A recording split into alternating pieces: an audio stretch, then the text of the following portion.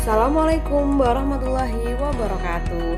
Halo, selamat pagi anak-anak. Bagaimana kabar kalian hari ini? Semoga pagi hari ini kalian tetap sehat dan selalu baik-baik saja. Anak-anak, berjumpa kembali di video pembelajaran IPS. Pada pagi hari ini kita akan membahas mengenai lanjutan materi dari video sebelumnya. Nah, untuk selanjutnya anak-anak silahkan dibuka buku paketnya halaman 55, kemudian siapkan alat tulis. Nanti apabila ada hal yang dirasa penting silahkan untuk digarisbawahi. Nah, selanjutnya anak-anak silahkan menyimak video pembelajaran hari ini dengan baik dan seksama. Semoga materi ini nantinya dapat dimengerti dan bermanfaat. Materi pembelajaran pada pagi hari ini yang pertama kita akan mempelajari mengenai faktor penyebab perubahan sosial budaya. Yang kedua, kita akan belajar mengenai faktor pendorong dan penghambat perubahan sosial budaya. Yang ketiga, kita akan mempelajari mengenai proses perubahan sosial budaya dan kemudian membahas mengenai materi globalisasi. Dalam kehidupan masyarakat, perubahan sosial budaya tidak terjadi begitu saja. Nah, tetapi perubahan sosial budaya ini dipengaruhi oleh beberapa faktor, yaitu ada dua faktor. Yang pertama, faktor dari dalam masyarakat atau yang biasa kita sebut dengan faktor internal. Yang kedua, ada faktor dari luar masyarakat atau yang biasa kita sebut dengan faktor eksternal.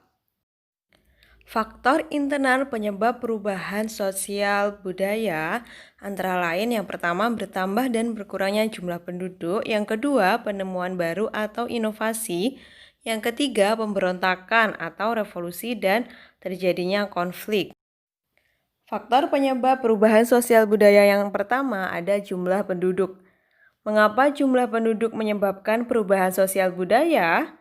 Nah, seperti yang kita tahu bahwa Indonesia termasuk ke dalam negara dengan jumlah penduduk yang paling padat, menempati posisi keempat di dunia. Nah, tetapi kepadatan ini tidak merata, ada di beberapa provinsi, ada di Jawa yang paling banyak. Nah, kepadatan ini akibat dari migrasi atau perpindahan dari penduduk desa ke kota. Seperti yang kalian lihat di gambar, itu ada kepadatan di kota. Jumlah penduduk yang bertambah menyebabkan perubahan sosial budaya di wilayah tujuan. Nah, bertambahnya jumlah penduduk akan berpengaruh terhadap aspek ekonomi, kepemilikan tanah, dan sumber produksi. Mengapa? Karena mereka pindah ke kota, otomatis mereka butuh tempat untuk tinggal. Makanya di wilayah perkotaan, lahan permukiman itu semakin sempit. Akibatnya nanti banyak warga masyarakat yang tinggal di daerah sekitar sungai. Berkurangnya jumlah penduduk berpengaruh terhadap kegiatan sosial budaya seperti kegiatan gotong royong, keagamaan, dan upacara adat karena beberapa masyarakatnya meninggalkan desa untuk pergi ke kota. Yang kedua, ada penemuan baru atau inovasi. Nah, adanya penemuan baru ini baik berupa ilmu pengetahuan dan teknologi dapat menyebabkan perubahan sosial dalam kehidupan masyarakat. Nah, perubahan sosial budaya ini akibat penemuan baru seperti perubahan cara berkomunikasi. Nah, kalau yang dulu kita komunikasi dengan orang lain menggunakan surat, kalau sekarang sudah dengan adanya perkembangan iptek, adanya penemuan baru dalam bidang teknologi, kita bisa berkomunikasi menggunakan handphone atau via handphone pun bisa kita via chat atau via video call. Selain itu ada interaksi sosial, status sosial, dan perubahan perilaku masyarakat. Proses penemuan baru disebut dengan inovasi. Nah, penemuan baru yang menyebabkan perubahan sosial dibedakan menjadi dua, yaitu discovery dan invention. Kalian bisa lihat di LKS halaman 56, kalau discovery berarti penemuan unsur-unsur kebudayaan baru, baik berupa alat maupun ide dalam kehidupan masyarakat. Kalau invention merupakan penemuan baru yang bersifat menyempurnakan penemuan sebelumnya. Invention ini menimbulkan berbagai pengaruh dalam kehidupan masyarakat. Yang ketiga ada pemberontakan atau revolusi. Nah, pemberontakan terjadi akibat adanya ketidakpuasan masyarakat terhadap sistem kekuasaan yang berlaku. Masyarakat merasa tidak percaya dengan kinerja pemerintah dalam mewujudkan kesejahteraan sosial. Nah, pemberontakan atau revolusi dapat menyebabkan perubahan besar dalam masyarakat. Perubahannya itu meliputi apa saja? Meliputi dari sistem pemerintahan hingga sistem kemasyarakatan. Yang keempat, terjadinya konflik juga bisa menyebabkan perubahan sosial budaya. Nah, konflik ini sering terjadi karena beberapa faktor, antara lain perbedaan kepentingan, perbedaan pendapat, dan perbedaan kebudayaan. Nah, konflik sering terjadi dalam kehidupan masyarakat sehingga dibutuhkan sikap yang bijak dalam mengelola konflik. Konflik ini apabila dikelola dengan bijak atau dengan baik, dapat meningkatkan solidaritas dalam masyarakat. Kita sebagai bagian dari masyarakat harus juga berpartisipasi dalam menjaga perdamaian di lingkungan sekitar kita. Nah, apa yang bisa kita lakukan? Kita bisa menjalin interaksi dengan orang lain dengan baik, menghargai pendapat orang lain, mengembangkan sikap toleransi antar sesama manusia supaya terhindar dari konflik. Faktor eksternal penyebab perubahan sosial budaya. Yang pertama ada bencana alam, peperangan, dan pengaruh kebudayaan lain. Faktor yang pertama ada bencana alam. Nah, bencana alam yang terjadi dapat menyebabkan perubahan sosial budaya. Bencana alam dapat menyebabkan masyarakat yang mendiami daerah tersebut terpaksa meninggalkan tempat tinggalnya, yang menyebabkan masyarakat harus beradaptasi di tempat baru. Mereka harus menyesuaikan dengan masyarakat atau lingkungan mereka yang baru. Faktor penyebab yang kedua ada peperangan. Terjadinya perang dalam suatu wilayah akan berpengaruh terhadap perubahan warga masyarakatnya. Perubahan yang terjadi pada cara berperilaku, berpikir, ataupun kepribadian dari mereka. Nah, perubahan sosial budaya di Indonesia akibat pendudukan Jepang dapat dilihat dalam berbagai bidang. Ada bidang sosial, ekonomi, budaya, dan politik. Pada bidang sosial, kalau dulu kita dilanda kemiskinan dan kelaparan terjadi di berbagai daerah di Indonesia. Selain itu, tenaga kerja produktif dipekerjakan dalam berbagai proyek untuk kepentingan pemerintah pendudukan Jepang. Akibatnya, rakyat Indonesia akan semakin menderita. Dalam bidang ekonomi, sumber daya alam dan hasil-hasil pertanian dikuasai oleh bangsa Jepang untuk kepentingan mereka pribadi. Akibatnya, rakyat hidup dalam kesulitan dan kelaparan. Pada bidang budaya, bahasa Indonesia berkembang dengan baik. Pada masa pendudukan Jepang muncul karya sastra bernuansa perang dan kemerdekaan. Pada bidang politik, para pemimpin dilibatkan dalam berbagai organisasi. Rakyat Indonesia memanfaatkan kesempatan ini untuk mempersiapkan kemerdekaannya.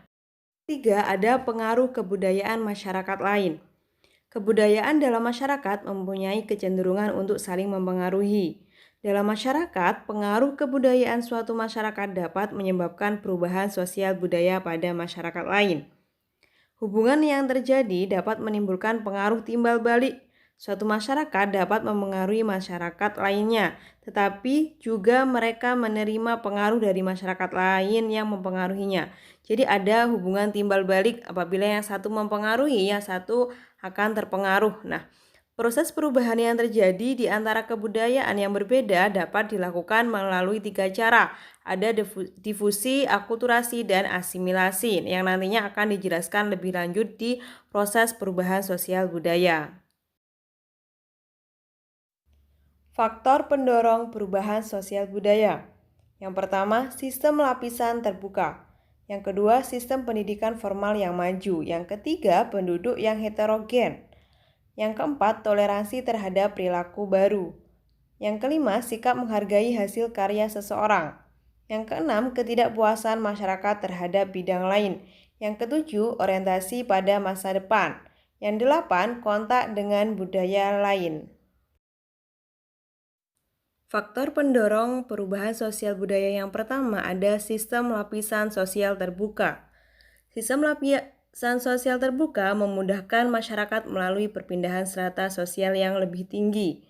Nah, masyarakat dengan sistem lapisan sosial terbuka lebih mudah untuk melakukan perubahan ke arah yang lebih baik. Masyarakat lebih mudah melakukan perpindahan strata sosial karena bersifat terbuka. Mereka tidak tertutup oleh hal-hal baru yang masuk.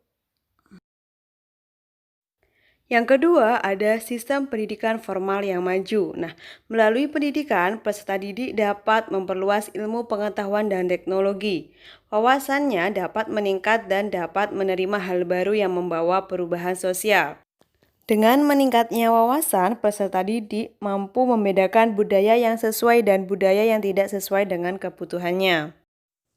Faktor yang ketiga, ada penduduk yang heterogen. Maksudnya bagaimana? Nah, heterogen sendiri itu maksudnya terdiri dari beberapa jenis. Jadi kalau penduduk yang heterogen berarti penduduk tersebut terdiri atas beragam masyarakat seperti keragaman ras, suku, agama, budaya di setiap daerah tersebut. Nah, heterogenitas ini menyebabkan setiap individu memiliki pola pikir dan kebiasaan yang berbeda dengan individu lainnya. Perbedaan individu rentan untuk menimbulkan konflik dan permasalahan sosial dalam masyarakat. Faktor yang keempat ada toleransi terhadap perilaku baru. Nah, masyarakat yang menjunjung tinggi sikap toleransi dalam kehidupan akan mempercepat laju perubahan sosial. Mengapa demikian? Karena dengan adanya sikap toleransi menjadikan masyarakat menerima hal-hal baru yang dirasa membawa kebaikan. Jadi mereka terbuka, mereka bisa menerima yang menyebabkan perubahan cepat terjadi dalam suatu masyarakat tersebut. Fakta selanjutnya ada sikap menghargai hasil karya seseorang. Nah, sikap menghargai hasil karya orang lain akan mendorong seseorang terus produktif dalam menghasilkan karya yang inovatif dan berguna bagi masyarakat, yang menyebabkan perubahan sosial akan cepat terjadi. Faktor selanjutnya ada ketidakpuasan masyarakat terhadap bidang lain. Nah, ketidakpuasan masyarakat dalam bidang kehidupan tertentu mendorong terjadinya perubahan sosial budaya. Manusia yang tidak puas terhadap kehidupannya akan berusaha melakukan perubahan demi mendapatkan kehidupan yang lebih baik. Faktor pendorong selanjutnya, orientasi pada masa depan.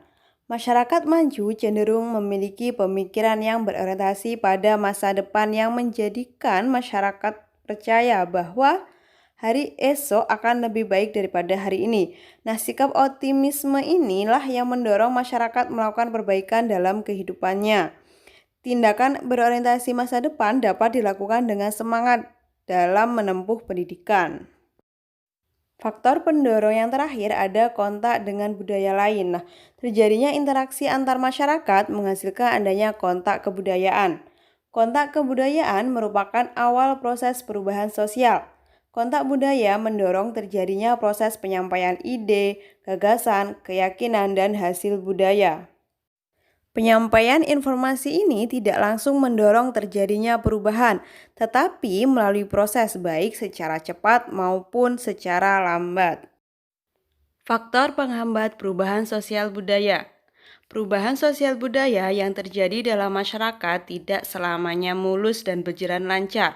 Akan tetapi ada beberapa faktor yang menghambat terjadinya perubahan sosial. Antara lain sikap tradisional masyarakat. Nah, masyarakat tradisional dikenal sebagai masyarakat yang kurang terbuka atau tertutup dengan masyarakat lain. Mereka menjaga adat istiadat yang diwariskan oleh nenek moyang dan memiliki pola pikir yang sederhana. Nah, sikap tertutup masyarakat inilah dapat mempengaruhi perubahan sosial yang masuk ke masyarakat tersebut. Nah, mereka ini mengisolasi diri dari masyarakat lain yang menyebabkan hubungan sosial dengan masyarakat luar itu tidak ada. Kondisi tersebut yang menyebabkan lambatnya perubahan sosial budaya pada masyarakat yang tradisional. Yang kedua ada kurangnya komunikasi dengan masyarakat lain. Nah, masyarakat yang berada di wilayah terpencil dan jauh dari masyarakat lainnya akan sulit menerima perubahan sosial. Nah, wilayah yang terisolasi menyebabkan keterbatasan wawasan masyarakat karena kurangnya informasi dan teknologi yang masuk ke masyarakat tersebut. Yang ketiga ada perkembangan ilmu pengetahuan yang terlambat. Nah, seperti yang kita ketahui bahwa ilmu pengetahuan berperan penting dalam menciptakan perubahan sosial budaya. Nah, apabila perkembangan ilmu pengetahuan yang terlambat akan juga menghambat kemajuan dalam masyarakat. Nah, terhambatnya ilmu pengetahuan ini dapat dipengaruhi oleh beberapa faktor. Ada faktor geografis dan sikap masyarakat yang tertutup terhadap pengetahuan baru.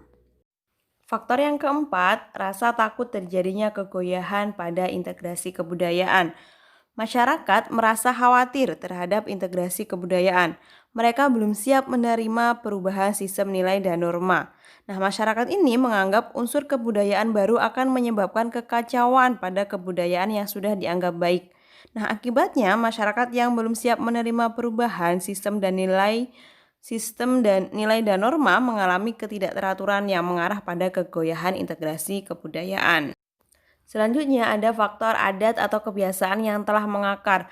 Bagi masyarakat yang pola perilakunya menanamkan kuat adat atau kebiasaan dalam masyarakat ini sulit untuk diubah. Akibatnya muncul anggapan bahwa masyarakat dengan pola perilaku yang berbeda dengan kelompoknya atau yang berasal dari budaya luar itu dianggap menyimpang. Contohnya pada suku Baduy dalam bertindak sehari-hari. Faktor keenam ada hambatan-hambatan yang bersifat ideologis, maksudnya cara berpikir masyarakat. Selanjutnya ada adanya kepentingan yang tertanam kuat dan prasangka terhadap hal-hal baru. Nah, tidak semua bentuk perubahan dapat diterima masyarakat. Nah, kondisi tersebut terjadi karena masyarakat memiliki prasangka terhadap masuknya kebudayaan baru. Masuknya kebudayaan baru dianggap membawa dampak buruk bagi kehidupan, sehingga masyarakat lebih memilih menolak perubahan. Proses perubahan sosial budaya dalam masyarakat terjadi melalui proses yang lambat ataupun yang cepat. Proses perubahan sosial budaya terjadi melalui 3 cara. Ada akulturasi, asimilasi, dan difusi. Akulturasi merupakan pertemuan atau peleburan antara dua kebudayaan yang berbeda dengan tidak menghilangkan ciri khas kebudayaan aslinya. Contoh bangunan Menara Kudus. Menara Kudus pada masjid tersebut merupakan sebuah bangunan hasil akulturasi antara kebudayaan Islam dan kebudayaan Hindu. Akulturasi ini cara cepat untuk memahaminya, misalkan kebudayaan A ditambah kebudayaan B jadi kebudayaan AB. Jadi dua kebudayaan berjalan beriringan. Asimilasi merupakan proses peleburan dua kebudayaan atau lebih yang berbeda menjadi satu kebudayaan baru milik bersama. Misalkan, kebudayaan A ditambah kebudayaan B jadi kebudayaan C. Proses asimilasi mengarah pada hilangnya perbedaan di antara kebudayaan yang berbeda.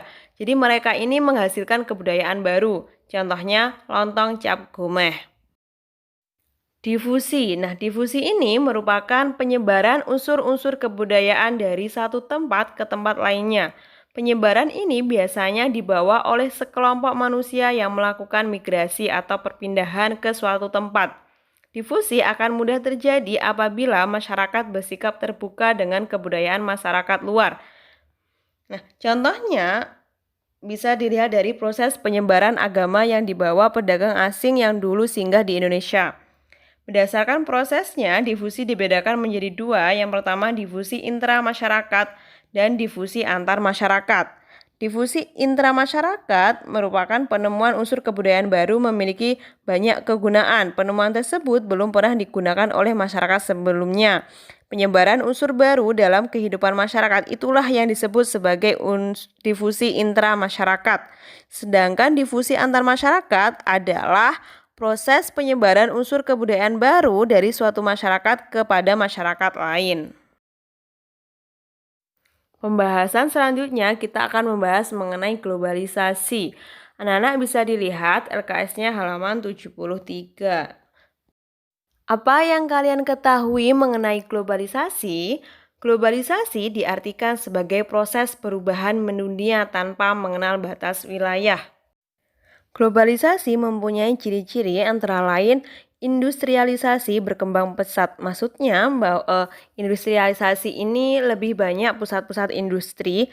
Yang kedua, kepedulian terhadap permasalahan global meningkat. Yang ketiga, interaksi yang melintasi batas-batas negara meningkat, serta komunitas, tenaga kerja, dan modal semakin tidak terikat dalam satu wilayah. Bentuk globalisasi dalam berbagai bidang kehidupan. Globalisasi telah memengaruhi berbagai bidang kehidupan masyarakat.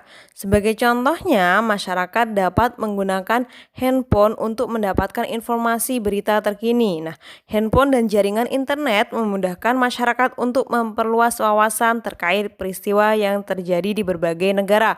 Kita bisa dengan mudah mendapatkan informasi dari seluruh belahan dunia. Informasi cepat tersebar ke daerah-daerah atau menyeluruh mendunia. Nah, contoh tersebut menunjukkan bentuk globalisasi di bidang teknologi. Ada beberapa bentuk globalisasi, ada komunikasi, ekonomi, ilmu pengetahuan, budaya, transportasi, dan politik. Nah, di bidang komunikasi yang kita tahu bahwa sekarang kita lebih mudah untuk berinteraksi dengan orang lain. Kalau dulu kita kesulitan untuk ngobrol atau berbicara dengan orang yang jaraknya jauh dengan kita. Nah, seiring dengan perkembangan ilmu pengetahuan dan teknologi, kemajuan teknologi, kita bisa mudah untuk menjalin interaksi dengan orang lain tanpa harus bertemu secara langsung. Dalam bidang ekonomi yang terlihat yaitu munculnya perdagangan bebas yang merupakan sistem perdagangan yang semakin luas tanpa terbatas kawasan ataupun wilayah. Dalam bidang iptek atau ilmu pengetahuan dan teknologi, bahwa globalisasi ini mendorong untuk berkembangnya iptek. Perkembangan iptek bertujuan untuk mengubah kehidupan masyarakat menjadi lebih baik, cepat, dan nyaman. Dalam bidang budaya, teknologi canggih dapat mendorong terjadinya pertukaran budaya di seluruh dunia. Misalkan, kalian menyaksikan kebudayaan yang berasal dari negara lain melalui internet. Nah, meskipun kalian tidak langsung datang ke negaranya, kalian bisa melihat kebudayaan mereka. Contohnya, Korea, Japanese. Jadi kalian bisa melihat drama Korea atau lagu-lagu Korea dari internet. Globalisasi budaya mendorong percampuran budaya lokal dan budaya asing melalui akulturasi, asimilasi, dan difusi. Dalam bidang transportasi, perkembangan transportasi merupakan salah satu bentuk globalisasi di bidang transportasi. Kalau dulu belum ada sepeda motor, kita hanya bisa berpindah ke daerah lain dengan berjalan kaki atau dengan menggunakan sepeda mini. Sekarang sudah mudah bisa menggunakan transportasi yang semakin maju. Dalam bidang politik, bentuk globalisasi ditandai dengan adanya hubungan kerjasama antar negara. Kerjasama yang terjalin antar negara meliputi bidang sosial, budaya, ekonomi, dan pendidikan. Kerjasama dengan pemerintah luar negeri dapat mempengaruhi dinamika politik yang terjadi di dalam negeri. Dampak globalisasi terhadap perubahan sosial budaya bangsa. Nah, globalisasi telah memberikan pengaruh yang besar dalam berbagai bidang kehidupan masyarakat. Globalisasi ini memberikan dampak. Nah, kalau dampak berarti ada dampak positif maupun dampak negatif bagi kehidupan masyarakat. Nah, apa saja dampak positifnya? Simak video berikutnya. Dampak positif globalisasi. Globalisasi memberikan kemudahan masyarakat dalam menjalani kehidupan sehari-hari. Dampak yang pertama, perekonomian negara meningkat, efisiensi dan efektivitas dalam masyarakat, komunikasi semakin cepat dan mudah, berkembangnya ilmu pengetahuan dan teknologi, serta modernisasi. Apa itu modernisasi? Nah, modernisasi ini diartikan sebagai proses perubahan keadaan dengan cara tradisional ke cara yang lebih baru atau yang lebih modern. Nah, modernisasi ini ditandai dengan kemajuan teknologi yang mempengaruhi berbagai bidang kehidupan. Dampak selanjutnya ada peningkatan etos kerja masyarakat. Apa etos kerja? Etos kerja diartikan sebagai semangat kerja. Ada dampak terjadinya pertukaran budaya, mendorong sistem pemerintahan yang terbuka dan demokratis, integrasi sosial, dan peningkatan kesejahteraan. Dampak negatif globalisasi. Yang pertama ada westernisasi. Westernisasi merupakan proses meniru budaya barat oleh masyarakat yang dianggap lebih baik daripada budayanya sendiri. Contohnya, meniru gaya berpakaian dan penampilan. Atau westernisasi bisa diartikan sebagai kebarat-baratan, jadi meniru budaya bangsa barat. Dampak yang kedua ada kenakalan remaja. Kenakalan remaja merupakan perbuatan menyimpang dari nilai dan norma yang berlaku dalam kehidupan masyarakat yang dilakukan oleh kalangan remaja. Contohnya vandalisme, tawuran, bullying, pelanggaran asusila, dan lainnya. Nah, vandalisme itu apa? Vandalisme itu mencoret-coret tembok tanpa izinnya. Yang kedua ada tawuran, bullying, bisa kalian lihat contohnya pada gambar di video ini. Dampak ketiga ada konsumerisme. Konsumerisme merupakan gaya hidup yang mementingkan kepuasan tersendiri tanpa memperhitungkan skala prioritas kegunaan, atau bisa diartikan sebagai suka belanja konsumen. Nah, gaya hidup yang tinggi gitu. Jadi meskipun nggak penting, nggak butuh, tetap dia beli karena tingkat konsumsinya tinggi. Selanjutnya ada kriminalitas. Nah, kriminalitas ini merupakan segala yang melanggar norma hukum. Faktor penyebab kriminalitas antara lain pertentangan, persaingan, perbedaan ideologi, politik, pendapatan, serta mentalitas yang labil. Dampak negatif selanjutnya ada ketimpangan kebudayaan. Nah, ketimpangan kebudayaan ini merupakan keadaan yang tidak seimbang di masyarakat karena adanya pertumbuhan budaya yang tidak selalu sama cepatnya secara keseluruhan. Ada demoralisasi, nah menurunnya akhlak atau perilaku masyarakat, contoh korupsi, pergaulan bebas, kriminalitas. Selanjutnya ada kesenjangan sosial, jadi maksudnya perbedaan yang sangat jelas antara satu kelompok dengan kelompok lain. Kondisi ini biasanya disebabkan oleh perekonomian keluarga dan kesempatan yang berbeda. Jadi kesenjangan sosial ini yang kaya sama yang miskin atau yang kalangan atas sama yang kalangan bawah itu terlihat jelas. Dampak selanjutnya ada kerusakan lingkungan, ada goncangan kebudayaan. Nah, goncangan kebudayaan ini adalah kondisi masyarakat yang merasa kebingungan terhadap kebudayaannya sendiri. Ada individualisme atau paham yang menganggap kepentingan pribadi lebih penting daripada kepentingan umum atau lebih mementingkan dirinya sendiri, itu individualisme. Upaya menghadapi globalisasi di berbagai bidang. Di bidang ekonomi, yang pertama menyiapkan sumber daya manusia yang kompeten dan kompetitif serta mempunyai kemampuan dalam menghadapi globalisasi. Yang kedua, melakukan standarisasi dan sertifikasi bagi perusahaan dan lembaga pemerintah sebagai cita serta kualitas produk supaya produk dalam negeri bisa bersaing dengan produk luar negeri. Yang ketiga, menghilangkan praktik-praktik korupsi, kolusi, dan nepotisme. Yang keempat, mendorong pengusaha lokal, khususnya pengusaha kecil dan menengah untuk berkompetensi secara sehat. Dan yang kelima, mendorong munculnya produk-produk kreatif dan inovatif dari masyarakat lokal. Upaya menghadapi globalisasi di bidang ilmu pengetahuan dan teknologi. Yang pertama, berkompetisi dengan kemajuan iptek. Yang kedua, meningkatkan prestasi di bidang iptek. Yang ketiga, meningkatkan kualitas sumber daya manusia di bidang iptek. Yang keempat, mengedepankan orientasi pada masa depan. Dan yang kelima, meningkatkan penguasaan terhadap teknologi modern agar negara kita tidak tertinggal dari negara lain, supaya bisa mengikuti perkembangan kemajuan ilmu pengetahuan dan teknologi. Upaya menghadapi globalisasi di bidang komunikasi. Yang pertama dengan memanfaatkan alat komunikasi demi kemajuan masa depan. Yang kedua, memilih dan memanfaatkan alat komunikasi sesuai dengan fungsi dan kebutuhannya. Dan yang ketiga, memilih informasi dengan tepat dan bijak agar tidak mudah terpengaruh berita hoax. Upaya menghadapi globalisasi di bidang budaya. Yang pertama, masyarakat harus selektif dalam memilih budaya luar yang masuk sesuai dengan budaya lokal. Yang kedua, mempromosikan budaya asli Indonesia ke kancah internasional. Yang ketiga, menggunakan produk-produk lokal. Yang keempat, memperkuat persatuan dan kesatuan untuk melindungi budaya asli dari ancaman klaim budaya oleh negara lain.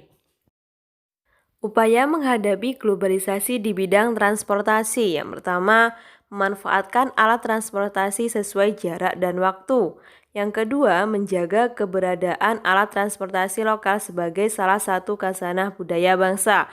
Yang ketiga, menggunakan alat transportasi sesuai kebutuhan dengan meminimalisasi pencemaran lingkungan. Upaya menghadapi globalisasi di bidang lingkungan hidup. Yang pertama, melakukan reboisasi atau penghijauan hutan kembali. Yang kedua, mencari bahan bakar alternatif. Yang ketiga, melakukan daur ulang sampah. Yang keempat, melaksanakan sistem tebang pilih pohon. Jadi, pohon yang besar saja yang boleh ditebang. Yang keempat, mengutamakan penggunaan kendaraan umum untuk bepergian supaya tidak terlalu banyak polusi udara. Selanjutnya, mengurangi penggunaan plastik dalam kehidupan sehari-hari. Dan yang terakhir, menanam pohon atau tanaman di sekitar tempat tinggal. Sikap kritis dalam menghadapi perubahan sosial budaya di tengah globalisasi untuk memperkukuh kehidupan bangsa. Berikut upaya kritis masyarakat yang dapat dikembangkan untuk memperkukuh kehidupan bangsa di tengah arus globalisasi. Yang pertama, memperkuat jati diri bangsa. Yang kedua, menanamkan dan mengamalkan ajaran agama. Yang ketiga, meningkatkan kualitas sumber daya manusia. Yang keempat, memegang teguh nilai dan norma yang berlaku dalam masyarakat. Dan yang kelima, meningkatkan wawasan kebangsaan. Dan yang terakhir, melestarikan kebudayaan lokal.